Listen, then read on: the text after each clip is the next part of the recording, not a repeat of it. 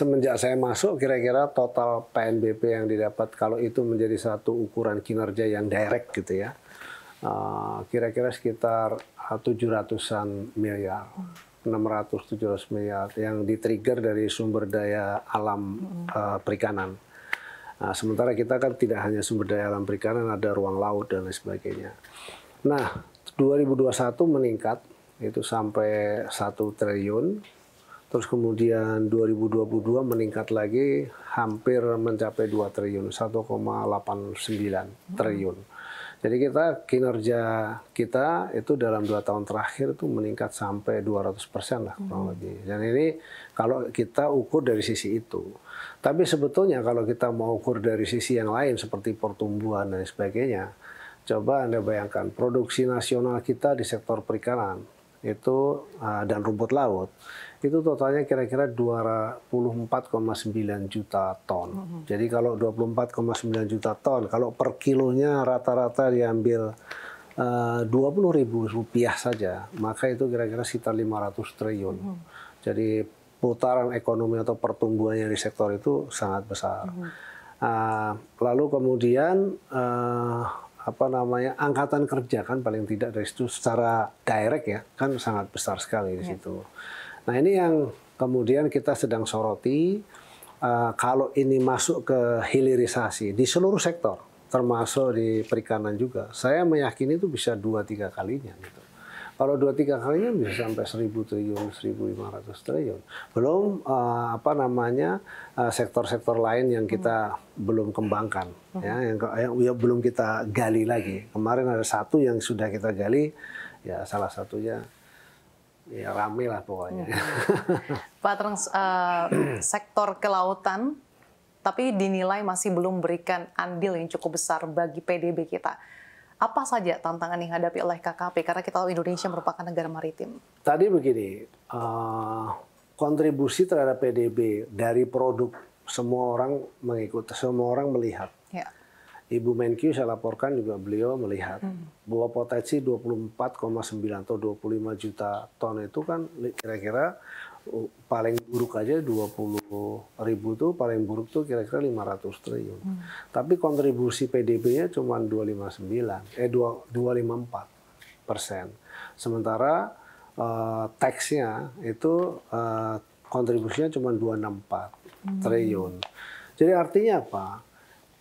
Dia as a raw material moving ke dalam proses industri dan lain sebagainya. Jadi kalau saya lihat ini lebih ke arah bagaimana dari sisi tata kelola yang harus kita bisa sikapi di sini. Karena banyak sekali di sini yang terabaikan lah gitu ya. Jadi kalau dia pindah ke satu proses berikut. Kalau mata rantai industri kan raw material itu sendiri mempengaruhi ke proses berikutnya. Nah, di proses berikutnya ini nggak dicatat oleh kita. Nih saya kira ini saya sudah sampaikan ke Bappenas juga, ke Menkyu, lalu kemudian saya kira kita perlu diskusi juga dengan BPS ya, untuk kemudian kita lihat ini secara komprehensif menyeluruh itu. Saya punya keyakinan kok dia dorongannya kepada seperti contoh pertumbuhan kita 5,3% kan trigger yang paling besar tuh dari UMKM. UMKM tuh salah satunya komoditi ini berapa persen sebenarnya kontribusinya, itu yang saya minta oleh Dirjen Daya Saing untuk kemudian diteliti. Nah itu salah satu. Jadi kalau tadi misalnya disebut kok kenapa produk, kan kalau dilihat produknya begitu besar, ya kan kita mesti akuin lokal demand saja 13 juta ton. Bayangkan kalau 13 juta ton itu impor saja misalnya seperti kayak protein yang di-trigger dari hewani, kan miliar dolar di situ. Faktanya kan enggak. Dan faktanya enggak. Nah ini yang saya kira CNBC bisa lihat, dia adalah satu peluang yang sangat besar yang kita belum betul-betul kita kelola dengan baik. Pak Tereng, tapi kalau berbicara soal anggaran, KKP memiliki anggaran sekitar 6,76 triliun di tahun ini. Hingga semester pertama tahun ini, seperti apa Pak penyerapan realisasi anggarannya? Kita sih bersyukur naiklah sedikit anggarannya. Mungkin dianggapnya oleh Bu Menkyu karena kita agak punya prestasi gitu ya. Dari 5,4 naik menjadi 6,7. Serapan kita, pengalaman serapan anggaran kita cukup bagus. Di atas 95% sampai 98%. Sampai dengan bulan ini, jadi pertengahan tahun ini kira-kira sudah 54%. Ya, jadi saya punya keyakinan berjalanan waktu sampai dengan akhir tahun ini kita akan bisa menyerap sama dengan tahun-tahun yang lalu. Kalau dari program-programnya Pak, apa saja yang sudah dilakukan hingga semester pertama ini, dan next-nya di semester kedua ini apa saja yang akan dilakukan? Beberapa langkah yang kita lakukan adalah, satu, tentu kalau kita menggunakan anggaran yang ada memang tidak cukup. Negara sebesar ini dari Sabang sampai Merauke yang begitu luas, dengan anggaran 6,7, 50%-nya buat gaji para PNS, saya kira kita tidak akan bisa memberi pengaruh besar sekali ya. Tapi kan harus ada kreativitas atau inisiatif yang khusus kalau menurut saya. Nah, ini yang selalu kita sampaikan kepada Pak Presiden dan kita sampaikan juga kepada Menteri Bappenas dan Menteri Keuangan untuk kita bisa mendapat dukungan dari sisi yang lain gitu. Untuk kita bisa kembangkan. Ya, salah satu kalau menurut saya yang bisa mengaccelerate itu adalah pertama itu modeling tadi. Yang kedua pembangunan kampung nelayan dan kampung budidaya. Jadi ini menarik ya, kalau misalnya kampung nelayan itu katakan saya minta kampung nelayan yang memang penduduknya dalam satu kampung itu 90% mereka nelayan. Itu lebih mudah kita lakukan sesuatu. Jadi kalau misalnya pemerintah install sesuatu ke situ dalam bentuk misalnya infrastruktur, sarana prasarana dan lain sebagainya. Lalu kemudian kita develop juga misalnya kita desain juga di situ misalnya ada corporate seperti kayak koperasi gitu ya, yang dia running di situ. Tapi tentu kita bimbing dulu. Itu kita bisa ukur. Kalau sebelum itu dilakukan berapa kira-kira pertumbuhan di wilayah itu.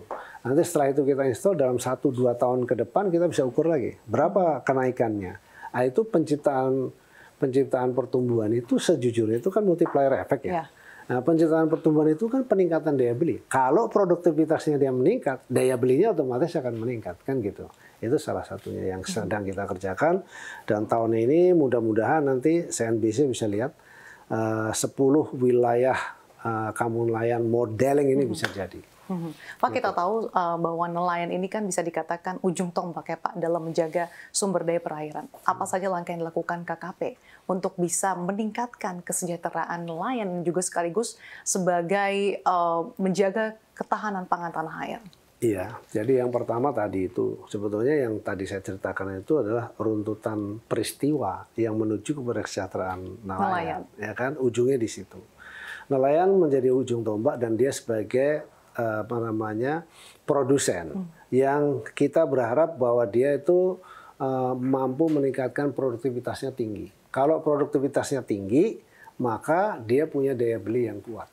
Kalau dia punya daya beli yang kuat, maka industri lain akan masuk juga ke situ kan, kira-kira itu. Gimana caranya itu? Yang pertama, kita bantu mereka, kita bangun dulu kampung nelayannya. Lalu yang kedua, kita desain melalui kebijakan penangkapan terukur ini sehingga enggak pelakunya, jadi nelayan sendiri itu kan kapasitasnya berapa? 35% dari total populasi perikanan itu kamu yang punya.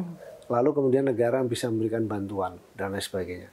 Nah, dengan kita membangun yang tadi itu harapan saya adalah nanti industri hilirnya akan masuk dan membeli produk mereka, diproses di sini dan seterusnya yang bisa untuk kepentingan konsumen. Sehingga bisa meningkatkan kesejahteraan nelayan. Oke. Gitu. Pak Treng, yang menjadi kekhawatiran masyarakat ini juga terkait dengan illegal fishing. Kita tahu ini masih saja menghantui perairan Indonesia. Apa saja dilakukan KKP untuk memberantas terkait dengan illegal fishing? Dan kalau pandangan Bapak, ini hitung-hitungannya tuh berapa sih Pak total kerugian dialami oleh Indonesia? Menarik nih. Harus paham dulu yang namanya illegal fishing. Illegal fishing kalau yang dari negara tetangga udah gampang banget kita antisipasi. Saya punya armada yang begitu cukup ya, yang menurut saya di perbatasan yang berdekatan dengan negara tetangga yang mereka nyebrang baik sengaja maupun tidak sengaja, kita bisa intercept. Apalagi kita sudah hidupkan satelit pemantau ya di seluruh Indonesia. Dan illegal fishing itu kan sebetulnya kan ilegal yang dari luar, satu hal. Tapi kemudian yang unregulated. Unregulated kita kan kebijakan kita pokoknya ilegal ditangkap. Kalau dulu ditenggelamkan dan seterusnya. Tapi kalau sekarang kan ada PIT itu salah satunya. yang unregulated menjadi regulated kan. Lalu yang kedua itu yang unreported. Nah ini yang sebetulnya sangat mengkhawatirkan. Jadi sangat mengkhawatirkan itu kemudian salah satu antisipasinya dengan memasang satelit monitoring ini, ya, lalu kemudian dengan mewajibkan seluruh kapal, kalau kapal para pengusahanya wajib untuk dia beli dan pasang alat transmisi yang kita bisa monitor. Kalau nelayan lokal dan sebagainya kita yang pasangin, negara yang pasangin. Itu salah satu kebijakan yang di dalam PET nantinya akan kita implementasi. Tujuannya apa? Supaya kita tahu persis bahwa kalian itu nangkep itu berapa sih yang kalian tangkap ini. Jangan-jangan sudah melebihi dari apa yang kita report gitu. Jangan-jangan kita dapat laporannya 6 juta, 6 juta, 6 juta. Terakhir 7 juta di 2022. Jangan-jangan kalian sebetulnya menangkapnya lebih dari itu. Nah kalau lebih dari itu, maka itu yang disebut dengan overfishing. Nah jadi kalau yang dihantui tadi itu, ya itu tadi. Populasi perikanan kita menurun dan seterusnya. Dan internasional juga bisa melihat itu. Tapi alhamdulillah sekarang kita sudah implementasi juga sistem pemantau itu. Nah, kita terus akan melengkapi itu sampai kemudian bukan hanya pemantauan tapi juga sampai kepada di bawah air ya kita bisa monitor telah terjadi kerusakan apa di dalamnya. Karena ini nanti semua akan berdampak kepada perubahan daripada ekosistem biota kelautan kita. Jadi diperkuat dari berbagai lini ya Pak ya. Baik, terima kasih Pak Tren atas waktunya. Kayak kita harapkan bersama, semoga dengan berbagai inisiatif, termasuk tadi 5 inisiatif dalam Blue Economy bisa betul-betul meningkatkan perekonomian Indonesia dan juga menjaga kelestarian ekosistem laut. Terima kasih atas waktunya Bapak Sakti Wahyudarmono, Menteri Kelautan dan Perikanan Republik Indonesia. Sehat selalu untuk Anda Pak.